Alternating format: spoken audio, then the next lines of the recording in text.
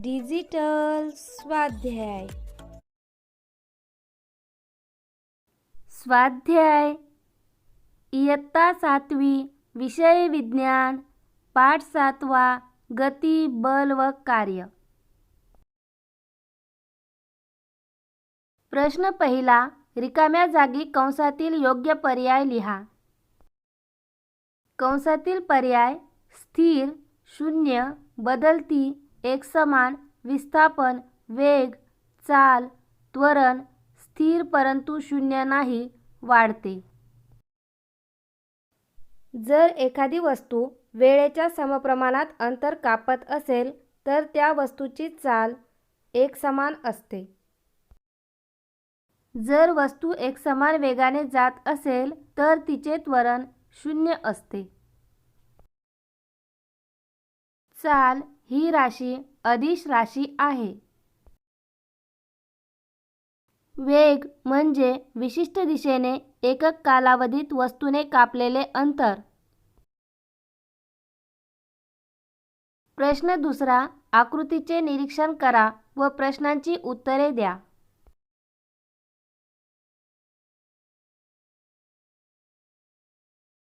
सचिन आणि समीर मोटारसायकलवरून ए या ठिकाणाहून निघाले. बी या फाट्यापाशी वळून सी येथे काम करून सीडी मार्गे ते डी या फाट्याशी आले व पुढे ई येथे पोहोचले. त्यांना एकूण 1 तास एवढा वेळ लागला. त्यांचे ए पासून ई पर्यंतचे प्रत्यक्ष कापलेले अंतर व विस्थापन काढा. त्यावरून चाल काढा. ए पासून ई पर्यंत ए ई या दिशेने त्यांचा वेग किती होता? या वेगाला सरासरी वेग म्हणता येईल का? सचिन आणि समीरने कापलेले अंतर: A B 3 kilometre, B C 4 kilometre, C D 5 kilometre, D E 3 kilometre. एकूण अंतर 3 + 4 + 5 + 3 बरोबर 15 किलोमीटर. प्रत्यक्ष कापलेले अंतर 15 किलोमीटर. एकूण विस्थापन ए पासून ई पर्यंत बरोबर 3 + 3 + 3 बरोबर 9 किलोमीटर.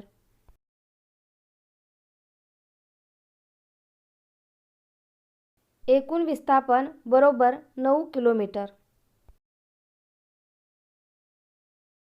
चाल बरोबर अंतर भागिले काळ बरोबर 15 किलोमीटर भागिले 1 तास बरोबर 15 किलोमीटर पर तास.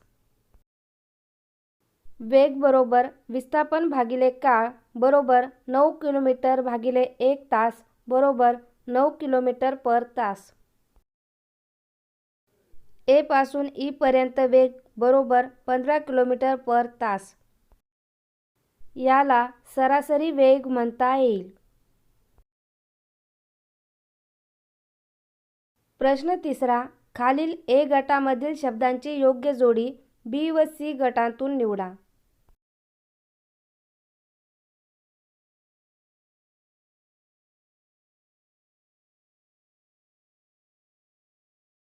ए. गट ए मध्ये कार्य, बल, विस्थापन. बी. गट बी मध्ये न्यूटन, मीटर, जूल. सी. गट सी मध्ये अर्ग, सेमी, डाइन. योग्य जोड्या पाहू.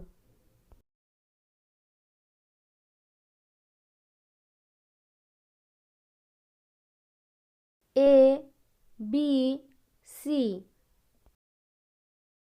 कार्य, जूल, अर्ग. बल, न्यूटन, डाइन. विस्थापन, मीटर, सेंटीमीटर.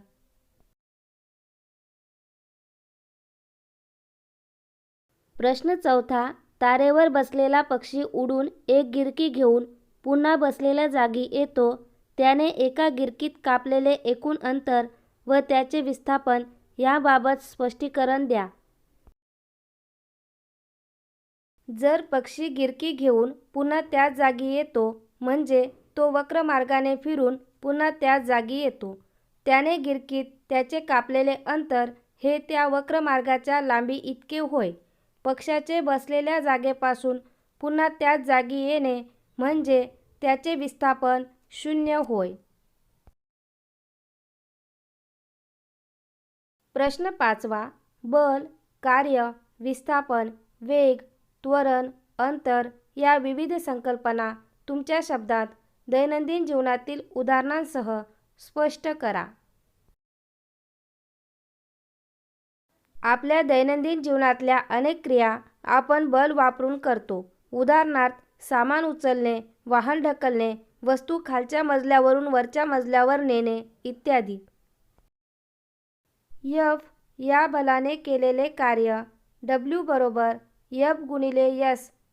येथे S हे वस्तूचे बलाच्या दिशेने झालेले विस्थापन होय.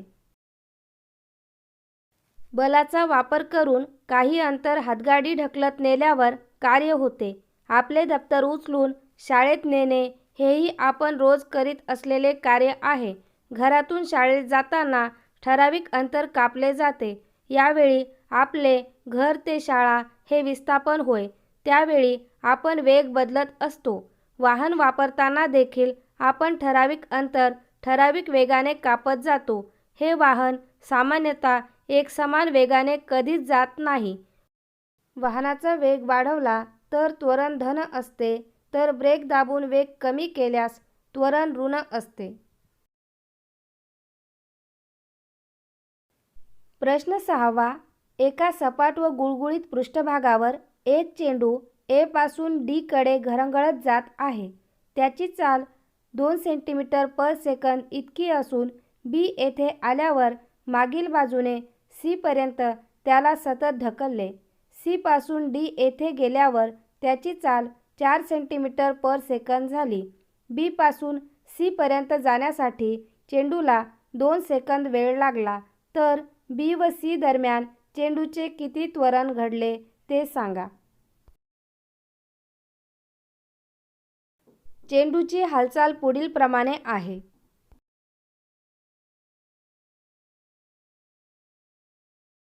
चेंडू सपाट व गुळगुळीत पृष्ठभागावर घरंगळत जात आहे म्हणजेच त्याला घर्षण बलाचा सामना करावा लागणार नाही.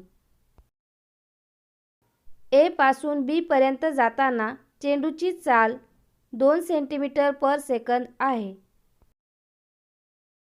बी ला त्याचा वेग 2 सेंटीमीटर प्रति सेकंद असेल. सी पासून डी पर्यंत जाताना चेंडूवर बल कार्य करीत असल्याने चेंडूची या मार्गावरील चाल 4 सेंटीमीटर पर सेकंद असली पाहिजे. या उदाहरणात चेंडूच्या गतीची दिशा प्रत्येक बिंदूपाशी तीच आहे. त्यामुळे चेंडूच्या वेगाचे परिमाण बरोबर चेंडूची चाल.